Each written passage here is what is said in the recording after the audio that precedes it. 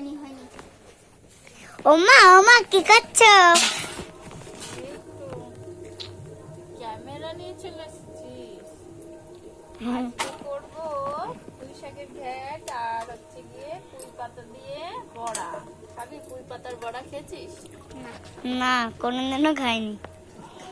High বন্ধুরা, এই প্রথম আমার মা পুঁই শাকের বড়া করছে।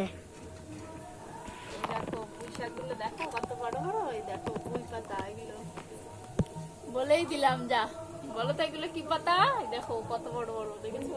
আরো আছে, এই দেখো ভেতরে অনেক আছে। এই দেখো কত বড় বড়, বলো তো। পুঁই শাক পাতা।